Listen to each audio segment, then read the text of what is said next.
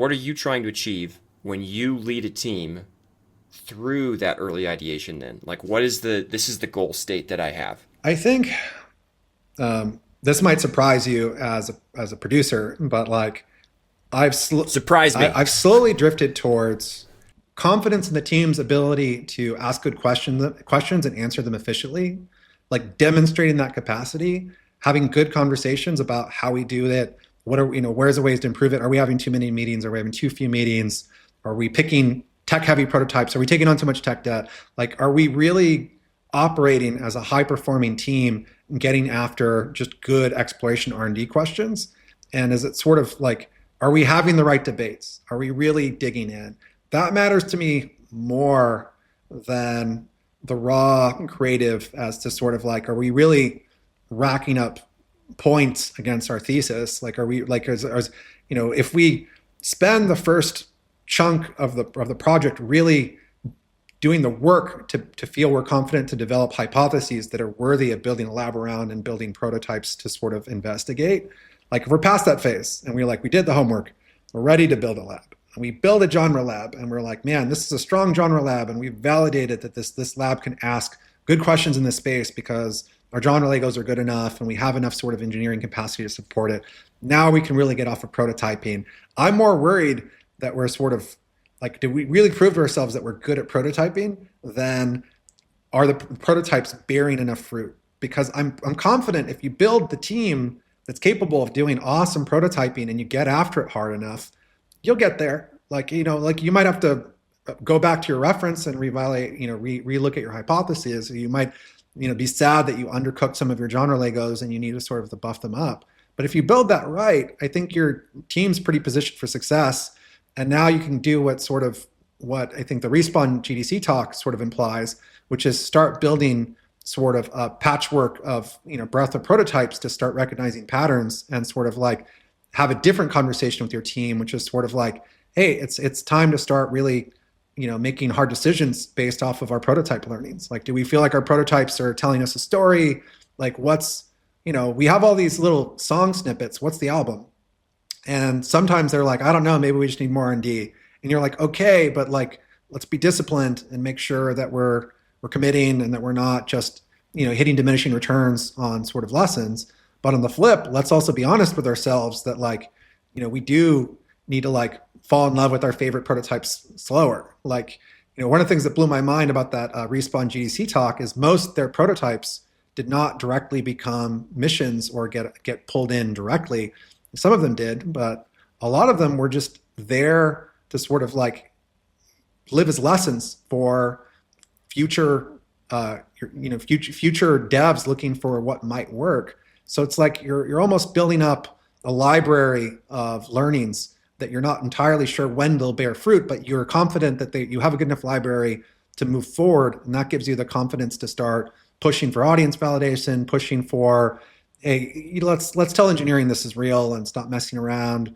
But I think often you need a design team that's pretty mature, that sort of knows when to start winding down, but also sort of like knows how not to get rattled. Like it's really easy to get lost in that jungle if you're not careful. But focusing on sort of your team situational awareness and their capacity to sort of really get after the thing, I think bears more fruit than trying to have the perfect prototyping plan or the magic pitch that's going to sort of bear fruit immediately because it's such a good idea. I'm just like, dude, like it happens. Sometimes you're lucky, but the capabilities of your team is often sort of the real thing that saves your bacon and really sort of secures your ability to make the most of those learnings. Like, so one of the worst things that can happen to a team is their first couple of prototypes are way too good. And the team's like, I guess we slayed the dragon. And you're like, oh God, like now we're gonna walk into the next phase with sort of weaker muscles. And like, you're like, well, you're not wrong. This is probably the thing. We should probably commit to it. But we didn't get the benefit of like dead prototypes acting as fertilizer to sort of better inform the one that we settled on. Man, there's a okay. So I said in the first part that there is a focus on questions. By the way, as a producer, I'm kind of a weird as a producer though. but like what you just said did not surprise me at all. I loved it because what you basically said, like the first part, you talked a lot about questions, and it's like, hey, look, I'm going to immerse myself in a space and see if I can answer questions around this space, and then I'm going to build muscles around the space of answering questions, rather than trying to get one good prototype out and then having some people play it. And if they give me above an 8 out of 10, then we keep going. And if they give me below a 6 out of 10, then we pivot, or like whatever. Something that is a lot more arbitrary. It's like, no, go and practice. It's like, you've used several analogies to like gyms and workouts. I want you to go into that space and I want you to start pushing and practicing and experimenting and trying. And so that starting, and then as that relates to the team, the thing I heard, so correct me if I'm wrong, I want my team to be able to continue that curious questioning collaboratively so that we get better and better at it's not like, I think it's this thing of the value versus the stuff side. I don't want you to get better at building stuff necessarily. I mean, yes, you will, and that's good. But actually what I want you to get better at is understanding the stuff you've built and why it did or did not work. Yeah, it's kind of heartbreaking for me because a lot of developers, I didn't realize that their happiness in life, their intrinsic motivation is shippable content.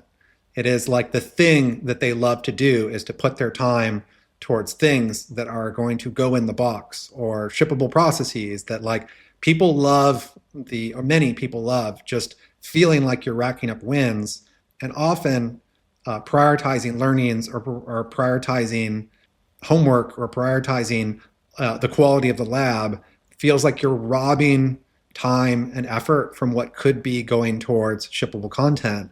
And part of that's, ties into the thing that we spoke about earlier, which is like, if you hang out on sort of franchise games, or you spend most of your time in production and post-production, like you internalize that like you're supposed to be racking up, shippable content at a certain pace and get it done.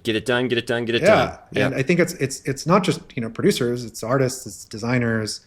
And it's, if you're asking me, sort of like, big mistakes of these phases is often like, there's a misunderstanding of sort of what the goalposts are.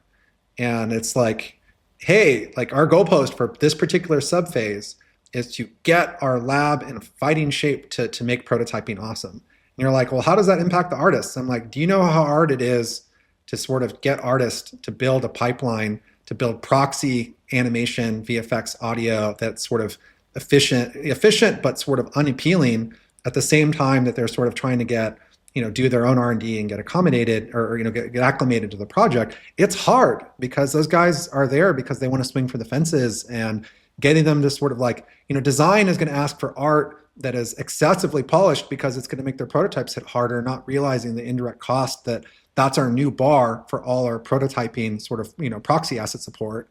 It's like, dude, you're creating a sort of throwaway tax on sort of all our stuff. This is getting in the way of our goal of sort of more efficiently arriving at learnings. But to a certain degree, the learnings are just being harvested to turn into the core DNA of the game and content best practices. And often for me, vertical slice is often the latter. It's where you're really cementing your content best practices. And first playable, late first playable is really you're cementing the sort of core DNA of the game.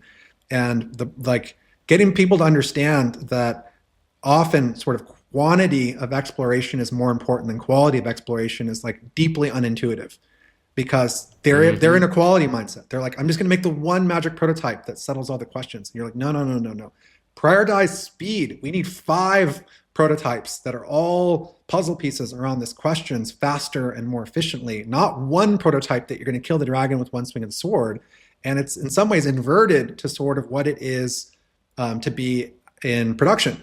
Because in production, we want them being like, yeah, kill it the first way, the right way, do it, like, go for it. Here it's like, nah, man, like if you're trying to just do that magical swing, it'll actually end up hurting more than helps, because, we learn more from sort of like, intelligent, fast failure around a problem than in trying to sort of really devise the perfect solution that's going to give us the magic learnings that's going to get us to feel confident in pulling the trigger on core DNA for the game, or sort of a new content best practice.